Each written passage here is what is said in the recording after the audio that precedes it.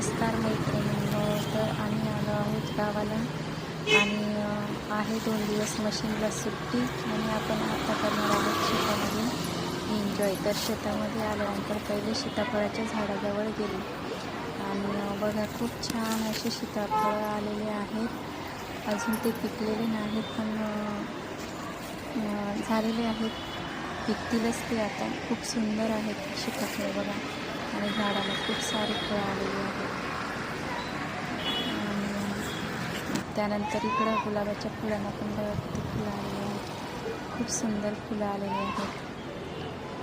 खूप मोठे झाड आहे. त्यानंतर आळूचे पानं आहेत इथं आणि छोटे छोटे मिरच्यांचे रोप आहेत. त्यानंतर आम्ही आणलं आहे चाईचं मोहर. तर याची भाजी कोणी कोणी खाल्लेली आहे नक्की सांगा. तर हे धुवून घेतलं आहे स्वच्छ. त्या झाडात याला असतं ते वेलीला असतं ते काढून याप्रमाणे हे काढून टाकावं लागतात त्याच्या दांड्या आणि त्यानंतर ते पाण्यात स्वच्छ धुवून घ्यावं लागतं. त्यानंतर कढईमध्ये कांदा आणि टमाटा, एक हिरवी मिरची घातलेली आहे. ते तेलावर चांगलं लालसर होऊ द्यायचं आणि खूप छान असं थोडंसं परतू द्यायचं. त्याच्यात थोडं मीठ घालायचं आणि ते वाफेवर थोडंसं नरम होऊ द्यायचं. खूप छान लागते ही भाजी, एकदम टेस्टी आणि गावाकडची रानभाजी असल्यामुळं हे प्रत्येकाने खायलाच पाहिजे. आणि कुणाकुणाच्या भागात ही रानभाजी येत असते आणि तुमच्या भागात याला काय म्हणतात ते कमेंटमध्ये नक्कीच सांगा. बघा हे छान परतलेलं आहे. आता त्यामध्ये आपण चाईचं मोहर टाकून घेऊ. हे चाईचं मोहर यामध्ये टाकलेलं आहे आणि याला चांगलं परतून घ्यायचं आहे.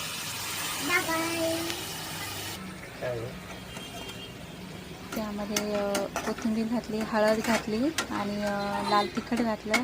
त्यानंतर सब्जी मसाला घातला आणि याला चांगलं असं परतून आणि नुसती वाफेवरच बनवायची आहे. खूप छान टेस्ट येत असते याची. आणि हे थोडंसं हे परतून घेतलं. आता त्याच्यावर झाकण ठेवायचं. झाकण ठेवून 5 मिनिटं वाफवायची आहे. त्यानंतर त्याच्यासोबत खायला ही बाजरीची भाकर केलेली आहे आणि रानभाजी कुठलीही असो त्यासोबत बाजरीची भाकर ही खूपच छान लागते. आणि मग असं झाली ही बघा छान भाजी झाली.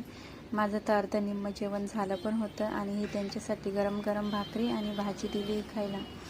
तर व्हिडिओ कसा वाटला कमेंट करून नक्कीच सांगा आणि तुम्ही पण जेवायला या.